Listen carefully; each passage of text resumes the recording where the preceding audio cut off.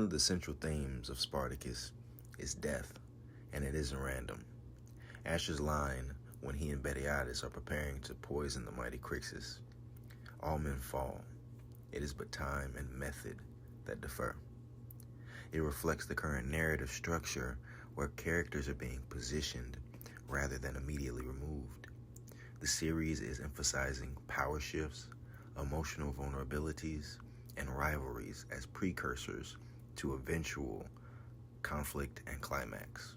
Korris' arc changes fundamentally with the death of Opiter. With Opiter gone, Korris' character is pretty much in limbo.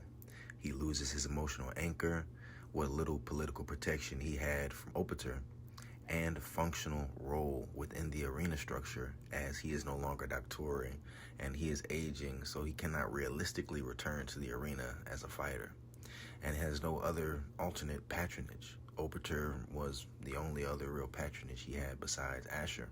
His remaining narrative function would have to be vengeance, a direction reinforced by the episode description, episode 7, which is the future episode, stating that Korris demands blood. This positions him as a destabilizing force rather than a figure facing imminent death. I don't see Korris dying just yet. I think we're going to get some use out of him. Ashur's going to get some use out of Korris, and I believe we're going to get kind of like a Korris assassin type of, very similar to what Barca was with Batiatus. And I don't feel like Proculus will be killed immediately for this, because this whole tension, all of this is kind of really just starting to boil. It's like it was on the stove as soon as the season started, but it's just now starting to boil. So I don't see things spilling over just yet. Not just yet. People are gonna die, but not Proculus. And of course not Ashur. And I do not believe Korris is going to die. Not yet. Not yet. Not in this next episode. Maybe even not in episode 8. I don't know when. We know that Stephen the Knight and his team, they find very creative ways to amp up the pacing and make it believable why certain things would happen. So I'm sitting here like I could be totally wrong. So yeah, in my mind, Korris is not facing imminent death, but he is going to be a weapon. He's going to turn into Ashur's weapon. He's no longer Doctore. He can't fight in the arena, so he's going to be a weapon. Ashur's actions surrounding Opiter's death suggest strategy aimed at escalation rather than acquisition. Now, in my episode 6 review, I spoke and I said that when Ashur was boasting to Proculus about his deal with Opiter, I was just thinking that was a terrible mistake, because we've seen him be rash and make these emotional decisions. Opiter's death doesn't result in Ashur gaining assets, gladiators, or political standing. Therefore, if Ashur was involved, and if it was his desire for Opiter to be killed, that would indicate that Opiter served more as a catalyst rather than a prize. If this was the outcome that Ashur desired, perhaps the potential outcome he desired was to ramp up the tensions with Proculus and to expose Proculus basically as a rival willing to employ violence and forces the conflict into a more overt phase. Ashur's focus basically seems to be on provoking movement within the power structure so that he can rise, rather than consolidating material wealth. Because yes, with everything that Opiter could have given Ashur, that could have made Ashur wealthier, more men, the ludus, the gladiators, the servants, and the villa. He said the villa and the ludus. Ashur could have done a lot with that. However, is that really what Ashur wants? Is that what he desires? I don't believe so. We remember that Ashur stated he desires to have the arena rebuilt. He wants to be the one to champion that idea, right? And he wants to be the one responsible for that. If Ashur rebuilds the arena, not only is that gonna pretty much force respect, but it's also going to put his name in the history books. This is now the man who rebuilt the arena.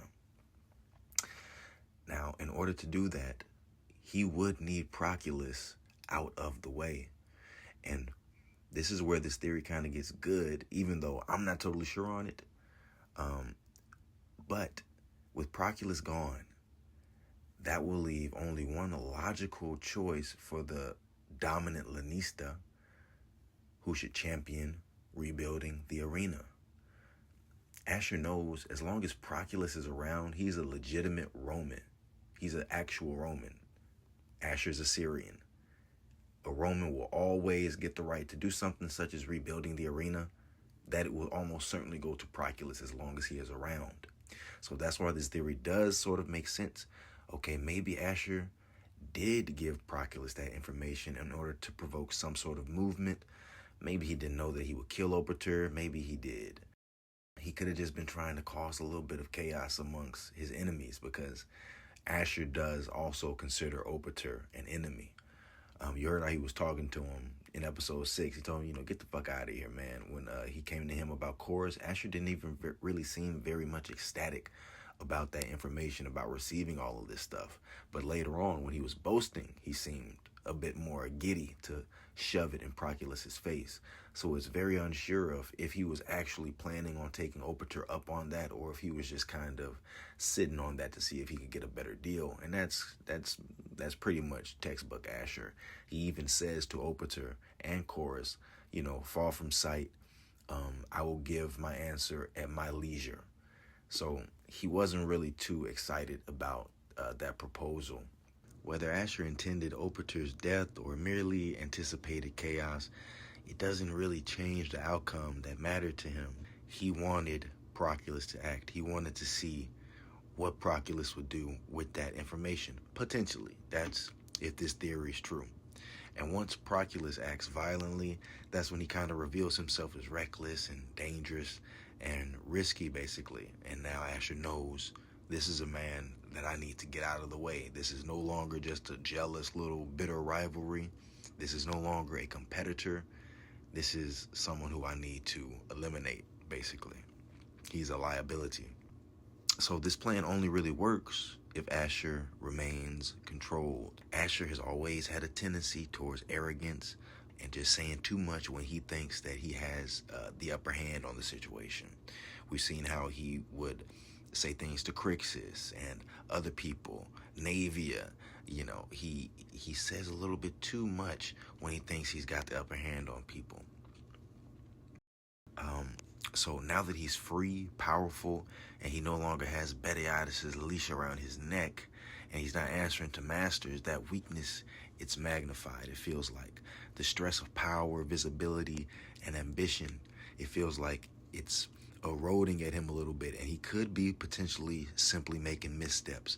Maybe this whole thing with Proculus could have just been a misstep. Maybe he was just gloating, and it's not unfeasible, it's not unrealistic, it's not unlike Ashur to gloat and to give someone a piece of information, and he didn't expect that Proculus would perhaps move to spill the blood of Opiter. That could be totally the case. And in honesty, that's what I was thinking in episode 6 when I did my review. I was thinking, okay, Ashur, you just made a terrible mistake telling that guy that.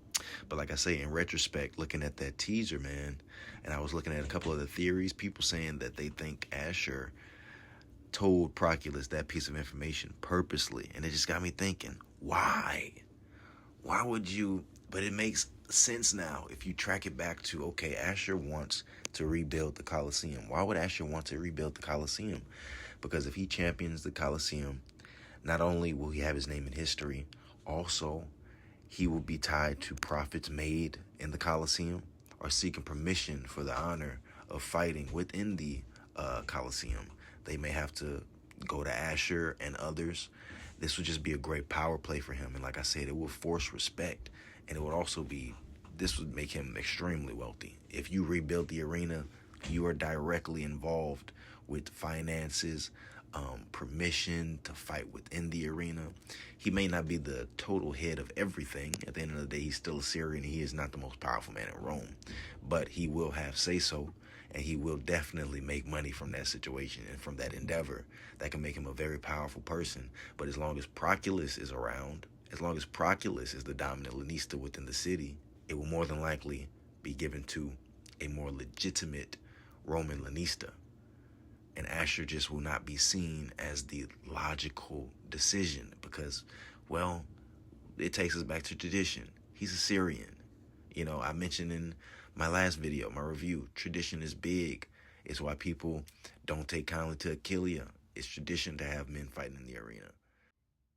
All right, guys, that's my little, speculation, discussion, predictions. I just wanted to discuss that really quickly because I've been having so much fun watching this series, and the discussion it's got me feeling like a kid again, watching Spartacus Blood and Sand for the first time. But let me know what you guys think in the comment section below, if you think that this is all a part of Ashur's plan or if he's actually slipping up.